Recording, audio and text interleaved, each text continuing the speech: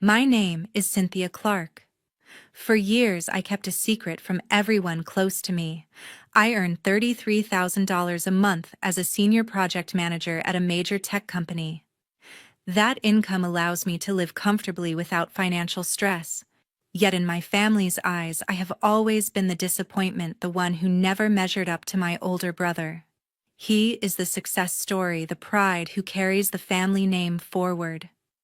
I am just the quiet failure who chose a path they never respected and never tried to understand. That night during a family dinner, I decided to test them. I pretended my parents were facing serious health problems and mentioned that urgent treatment was needed. I carefully brought up the cost, watching their faces as I spoke. I wanted to know whether they would stand by me even once, the way they had always stood by my brother, no matter how difficult things became. The moment I finished speaking, something shifted at the table. Glances were exchanged. Someone slowly set their utensils down, and in that silence, I realized I was about to learn exactly where I truly stood in my own family. If you're enjoying this story so far, please hit that like button and leave a comment telling me where you're watching from and what time it is there. I love reading those and seeing people from all over the world tuning in. It means the world to me. Looking back at how my life turned out, I realize many choices led me to where I am today. Right after finishing college, I decided to move out and handle everything on my own financially, without relying on any support from my family. That meant finding a small apartment near public transit, budgeting strictly for rent and utilities, and taking on part-time jobs while searching for full-time opportunities in project management. I started with junior roles that involved tracking timelines for software releases and coordinating between developers and stakeholders. Long hours went into mastering tools like Jira and Agile methodologies, which helped me deliver projects ahead of schedule and earn recognition from supervisors. Each successful delivery opened doors to larger responsibilities, from managing cross-functional teams to overseeing budgets that grew into the millions. Reaching the senior project manager level came after years of proving reliability on high-stakes initiatives at a major tech firm. The role required negotiating with vendors, mitigating risks during deployments, and ensuring client requirements aligned with technical capabilities. Compensation reflected that expertise, providing steady high earnings that built substantial savings over time. Despite the financial stability, I consciously avoided upgrades that would signal wealth outwardly. My home stayed a modest one-bedroom with basic furniture focused on comfort rather than style. Transportation remained a practical sedan chosen for fuel efficiency and low maintenance costs. Meals involved simple grocery runs for ingredients I cooked myself most nights, prioritizing nutrition over dining out. Family interactions over the years revealed persistent differences in how success was measured. My parents and older brother emphasized staying tied to the local trucking company as the true mark of achievement. Choosing a corporate tech career instead often led to comments suggesting my path lacked the security of family tradition. Those conversations carried subtle implications that my accomplishments fell short because they existed outside the business legacy. Updates about my promotions received polite acknowledgement, but enthusiasm always shifted quickly to company matters. The pattern solidified the divide between our perspectives on fulfillment. To prevent any shift in dynamics based on money, I chose early to keep exact income figures private around them. Sharing specifics could invite expectations or requests that complicated the independence I had worked hard to establish. Privacy on finances helped maintain interactions focused on other topics rather than potential obligations. Daily routines centered on professional demands that required constant adaptation and clear decision-making. Mornings involved reviewing dashboards for project health, afternoons focused on resolving blockers through team discussions, and evenings concluded with documentation updates. This rhythm demanded discipline, but delivered satisfaction from visible progress. Balance outside office hours came from straightforward activities that restored energy effectively. Weekend hikes in nearby parks offered physical release, while listening to podcasts on industry trends kept skills sharp without formal study pressure. Occasional coffee meetups with colleagues built networks that supported career growth naturally. These elements created a lifestyle grounded in self-reliance and quiet contentment. Professional milestones like guiding a troubled project to successful completion or mentoring juniors reinforce the value of individual effort. Emotional stability stemmed from decisions aligned with personal priorities rather than external validation. Reflecting on that independent foundation clarifies why later family developments felt both unsurprising and necessary to address directly. The habits formed through solo navigation prepared me for maintaining boundaries when needed. Contentment continued growing from achievements earned without compromise. One evening, a few months ago, I stopped by my parents' house unannounced to drop off some groceries Mom had mentioned needing during our last quick call. The visit started casually enough with small talk in the kitchen, while I helped unpack bags and catch up on minor updates about neighbors and daily routines. Dad sat reading in the living room nearby occasionally, chiming in with comments about the weather or local news playing softly on television. As conversation paused naturally, I stepped into the hallway to hang my coat and heard voices carrying from the study where the door stood slightly ajar. Mom and my brother Jason spoke in lowered tones that still traveled clearly through the quiet house, discussing urgent matters related to the local trucking company he managed full-time. Their exchange focused on a major investor backing out abruptly after reviewing recent financial reports that exposed debt accumulation far beyond sustainable limits for ongoing operations. Mom voiced worry about covering upcoming payroll for drivers and mechanics without dipping into personal savings meant for retirement stability. "We can't keep pretending everything is fine when bills are piling up like this," she said, frustration evident in her clipped words. Jason replied defensively, admitting personal expenses on new equipment and travel had escalated costs more than anticipated. "I thought those investments would pay off quicker, but routes aren't bringing in what they used to," he explained, sounding strained, as if justifying choices made without full consultation. The details painted a troubling picture of cash flow shortages threatening contracts for regional hauls that formed the core revenue stream. Expansion into longer distances required loans now called in early due to missed covenants tied to profit margins. Mom pressed for solutions, suggesting cuts. Jason resisted because they impacted his daily oversight role and employee loyalty built over years. Hearing the admission firsthand shifted my perspective immediately on vulnerabilities hidden behind previous assurances of steady progress. The company represented more than income. It embodied family legacy my parents nurtured through decades of hard work before handing reins to Jason gradually. His spending patterns, from upgraded vehicles to extended trips, framed as networking opportunities, clearly contributed to the current strain without corresponding returns. After their voices faded as they moved deeper into the room, I returned to the kitchen, acting as though nothing happened while processing the overheard exchange quietly. Later that same evening, my close friend Sarah texted after work, having caught wind through professional circles about similar challenges facing local transport firms. "Hey, is everything okay with your family's business? I heard some tough rumors today," she wrote, offering context from loan discussions at her bank, without specifics that breached privacy. Her message aligned closely with what I accidentally learned hours earlier, confirming investor concerns stemmed from audited withdrawals labeled personal rather than operational necessities. Potential restructuring loomed if fresh capital failed to materialize, soon risking asset seizures or forced sales of trucks essential for daily runs.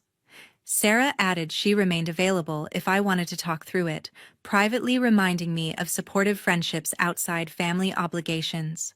The combination stirred layered emotions that persisted long into the night as facts settled firmly. Concern arose genuinely for my parents facing uncertainty in later years, planned around reliable dividends from the business. Yet intertwined with sympathy came resurfacing questions about fairness in support patterns favoring Jason's ventures consistently over time. The unexpected insight prompted careful consideration of involvement levels previously assumed minimal given historical dynamics. Worry mixed with caution shaped by experiences where assistance requests flowed predominantly one way.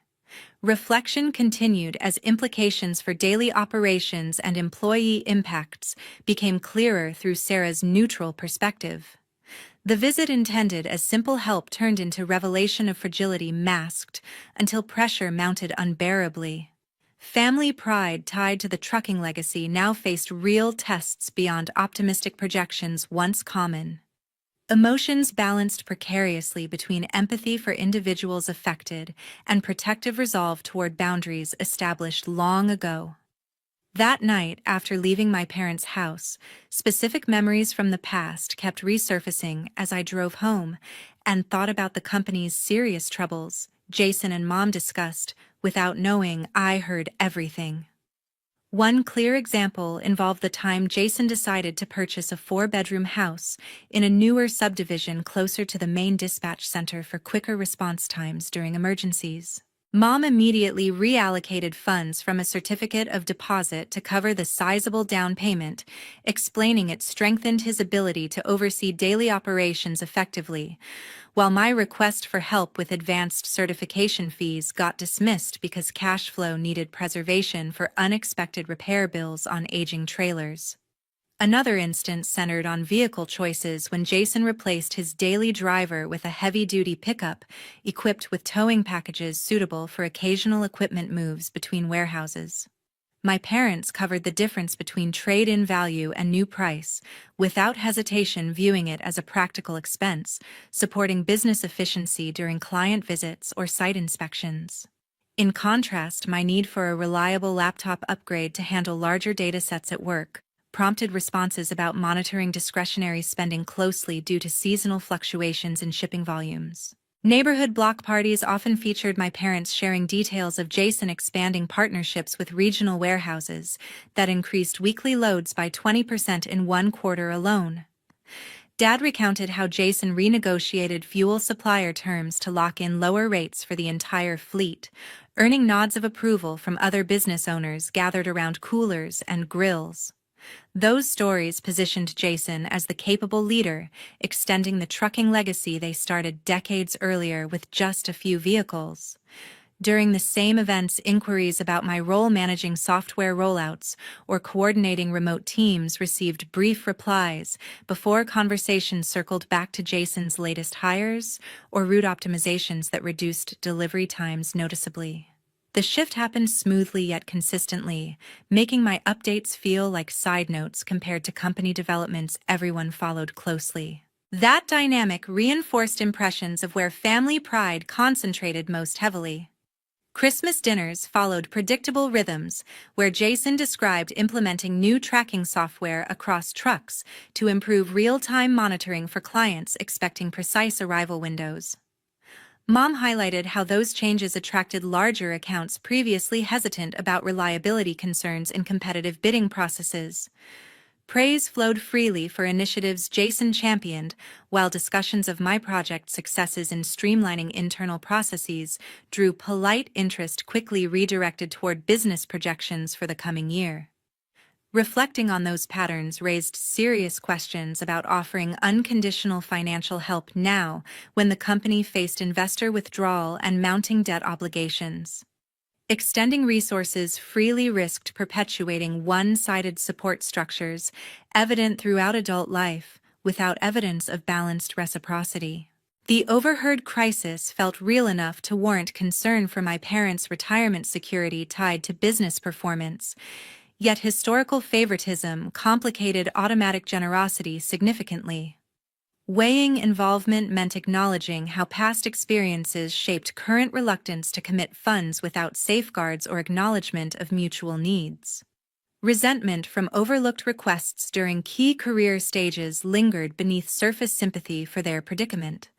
Balancing genuine worry against self-protection required honest assessment of whether patterns would shift under pressure or remain firmly entrenched.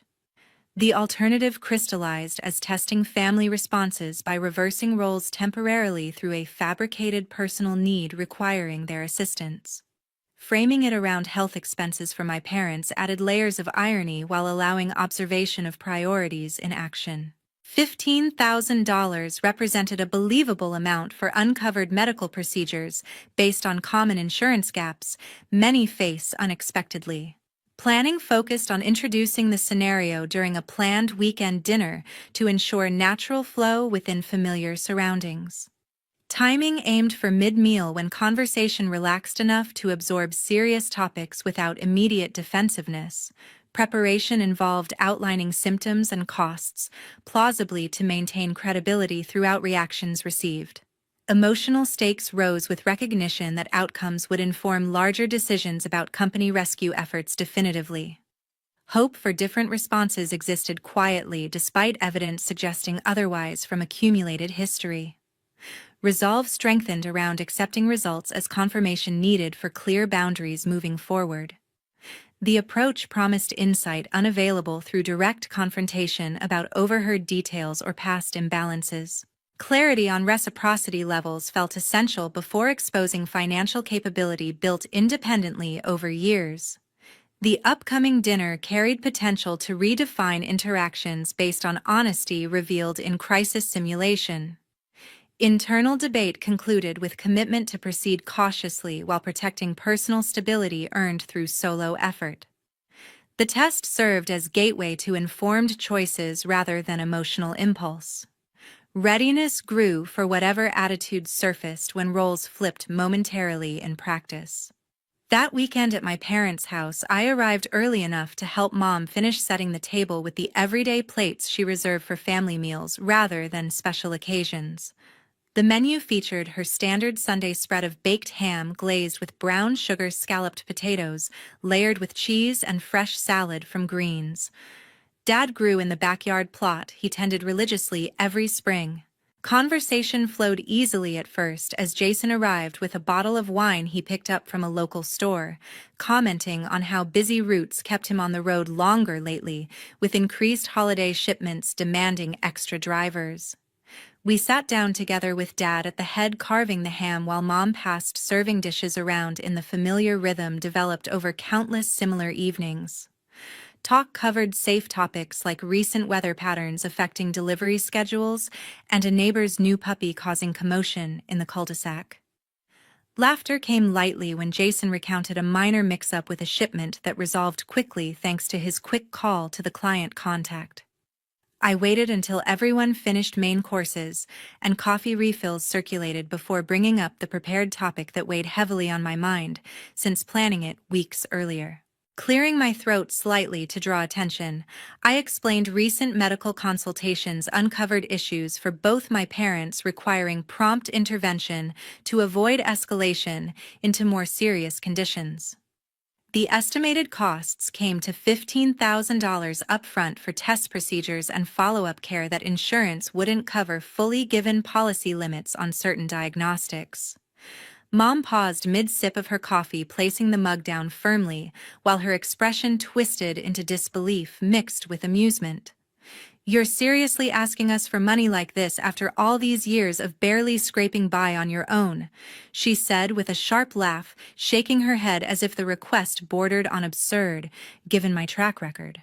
She added that expecting them to bail me out again felt like a joke considering how often I avoided family contributions in the past. Dad kept his eyes on the tablecloth, folding his napkin slowly without speaking up or showing concern for the supposed health details I shared. His complete silence allowed Mom's mocking tone to dominate the moment, reinforcing the dismissal without needing words from him to underline the refusal. Jason leaned back with a wide grin, letting out an exaggerated chuckle before piling on. "This has to be some kind of prank, right? You coming here pretending to need cash when you've always acted too independent for help." He mocked openly, voice dripping with sarcasm as he glanced at my parents for shared amusement. He continued by saying I should finally act like the grown-up I claimed to be, instead of running back for handouts whenever life got tough.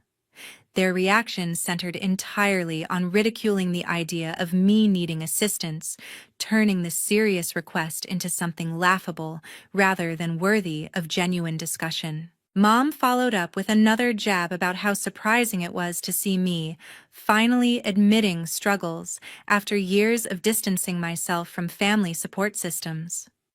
Jason nodded enthusiastically, adding that the timing felt convenient, almost as if scripted for maximum drama at their expense. No one asked follow-up questions about symptoms or treatment options, treating the entire scenario as an opportunity for pointed humor instead of a family matter requiring empathy. The mockery escalated lightly with references to past choices I made, rejecting closer involvement in business affairs that could have positioned me better financially by now. Laughter filled brief pauses, underscoring the unified front of amusement at my expense. Conversation shifted afterward to unrelated topics like plans for yard work the next day, brushing past the request completely as unworthy of further consideration. Dad finally contributed a comment about dessert portions, steering away from any lingering tension effectively. Jason checked his phone with a lingering smirk, clearly entertained by the exchange. Still sitting there at the dinner table, I let the mockery hang in the air for a moment before responding in a calm voice that surprised even me with its steadiness.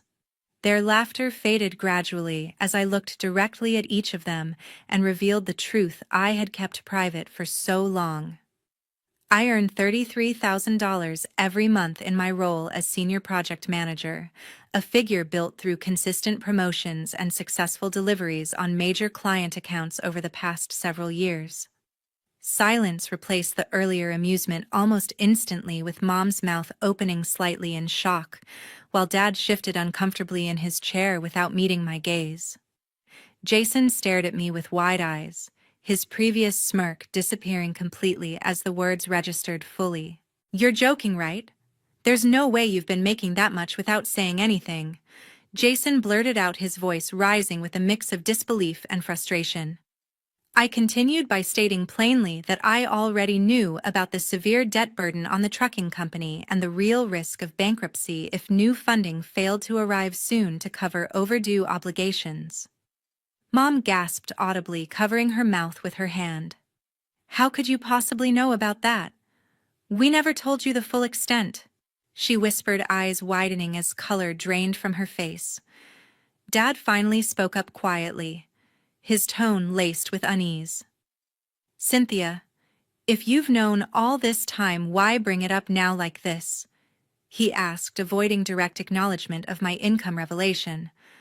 I refused any form of financial assistance to rescue the company, making the position clear without raising my voice or showing anger.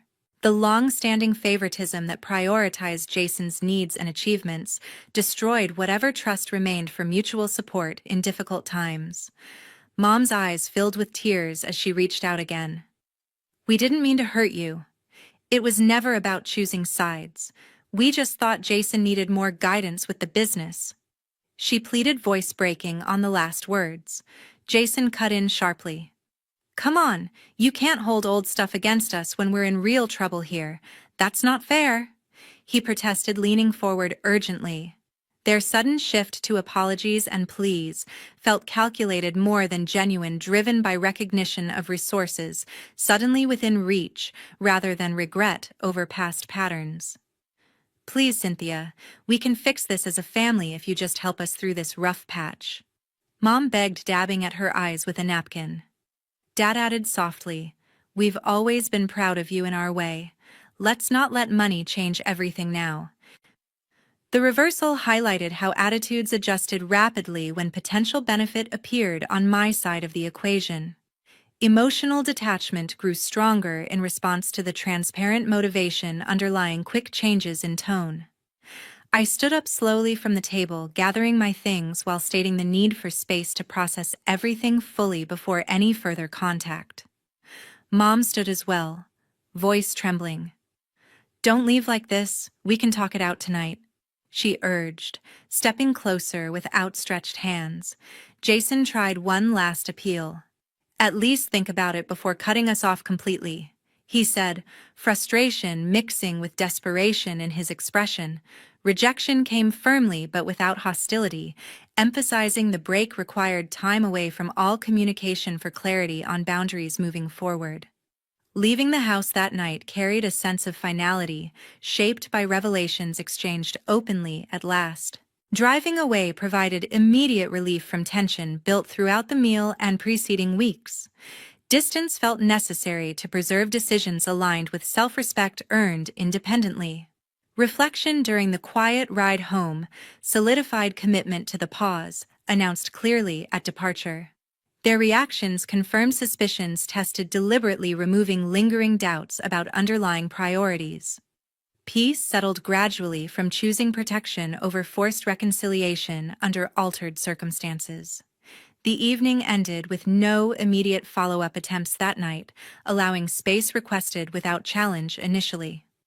Resolve strengthened around maintaining separation until personal terms felt appropriate, if ever again. The confrontation delivered closure needed for moving ahead unencumbered by unresolved expectations. A few months later, the local trucking company officially filed for bankruptcy protection after failing to meet debt payments to banks and remaining investors who demanded immediate repayment plans. The process unfolded quickly once creditors initiated proceedings leading to asset liquidation that included selling off trucks and equipment at auction to satisfy outstanding loans secured against business property. Court documents detailed years of operating losses masked by creative accounting practices that delayed recognition of problems until too late for recovery. Former investors who lost significant capital launched lawsuits against Jason, personally alleging he misrepresented financial health during funding rounds to secure additional investments. Claims centered on omitted disclosures about personal withdrawals used for non-business purposes that weakened cash reserves critically needed for daily operations. Discovery phases revealed email trails and bank records supporting accusations of misleading statements made to maintain investor confidence artificially. Jason faced formal investigation by state authorities, examining potential fraud charges related to investor solicitation materials distributed over multiple years. Subpoenas required production of internal ledgers and correspondence that painted a picture of deliberate concealment to avoid early withdrawal of support funds. Legal counsel advised settlement options early, but mounting evidence complicated negotiations as prosecutors reviewed criminal referral possibilities.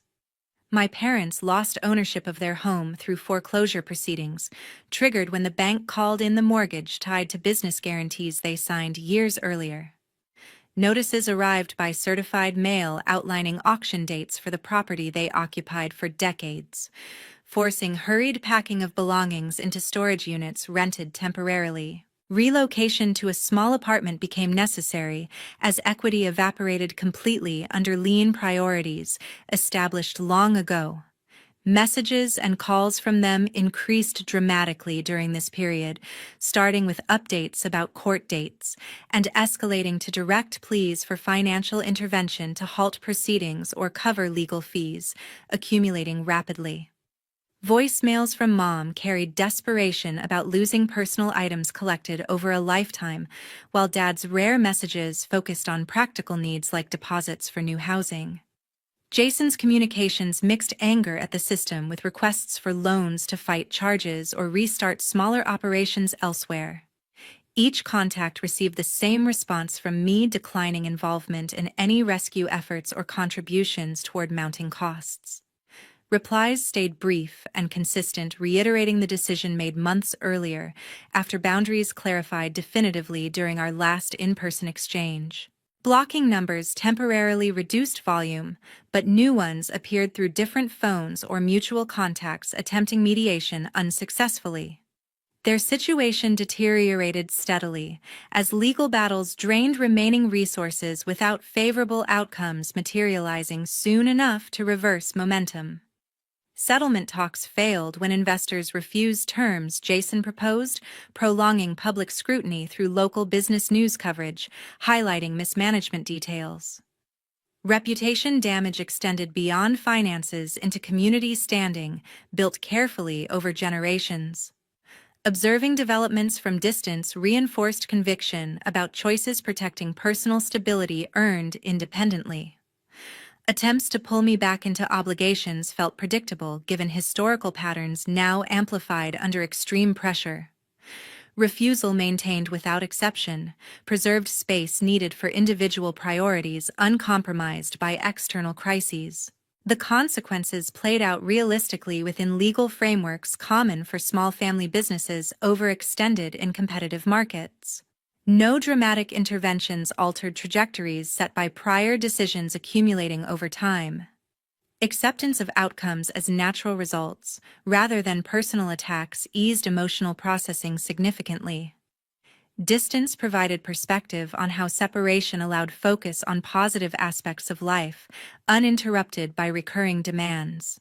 Their challenges continued evolving through established channels without my participation, altering paths already chosen long before revelations surfaced. Clarity remained about where responsibilities ended definitively on both sides. These days, my life looks completely different from the one I knew before that final confrontation with my family. I pour all my energy into the professional projects that challenge me daily and deliver results I take pride in achieving through teamwork and strategic planning. Meetings with stakeholders run smoothly as focus remains undivided by external distractions that once pulled attention away from career goals built steadily over years. Relationships nurtured now center on colleagues who value collaboration and friends who offer genuine support without hidden expectations tied to personal gain. Conversations flow freely about shared interests in technology trends or weekend plans that recharge effectively after intense work weeks. Connections feel reciprocal in ways that reinforce trust earned through consistent actions rather than assumed obligations from blood ties alone. Daily routines settled into comfortable patterns, providing stability missing during periods of family tension pulling in multiple directions simultaneously. Mornings begin with reviewing task lists over coffee, prepared exactly to preference in a kitchen organized for efficiency alone. Evenings allow unwinding through reading reports or novels that expand perspectives without pressure from unresolved conflicts lingering in the background. Peace characterizes most days as absence of recurring demands, creates space for personal growth, previously crowded out by attempts to maintain fragile balances. Decisions about time allocation rest entirely with me, freeing resources for pursuits aligned with individual priorities shaped independently long ago. The quiet proves restorative rather than empty, highlighting how much mental energy once went toward navigating uneven dynamics. No regret surfaces when reflecting on the complete separation from my parents and Jason, a choice that protected boundaries essential for sustained well-being. Distance eliminated cycles of disappointment rooted in mismatched expectations that persisted despite efforts to bridge gaps occasionally. Acceptance of the cutoff as permanent brings relief grounded in self-respect, preserved through firm resolution. New interests emerged gradually to fill openings created by reduced family contact, starting with joining a local book club, discussing nonfiction titles on leadership and innovation monthly. Weekend volunteering at community tech workshops, teaching basic coding to underserved youth, provided fulfillment from giving back skills honed professionally. Travel plans materialized for short trips exploring nearby cities, experiencing independence in navigation and discovery without coordination required for group approval. Freedom manifests clearly in choices made daily without second-guessing potential reactions from others tied by history rather than current compatibility. Financial decisions remain private and purposeful, directed toward long-term security and occasional rewards that enhance quality of life meaningfully. The autonomy feels earned and natural after years establishing it step by step. Looking back, the biggest lesson centers on recognizing that true family builds on mutual respect and reliable support rather than blood relations alone. Money cannot purchase authentic connection when foundational trust erodes from repeated imbalance favoring one side consistently. Prioritizing self-respect over clinging to toxic ties preserves personal integrity essential for healthy relationships elsewhere, allowing space for bonds formed through shared values and reciprocal care instead. Thank you from the bottom of my heart for staying with this story all the way to the end. It means so much knowing you took the time to listen through every part. Your support keeps channels like this going strong. If anything resonated with you or you've faced something similar, please share your thoughts or experiences in the comments below. I'd love to read them and hear your perspectives.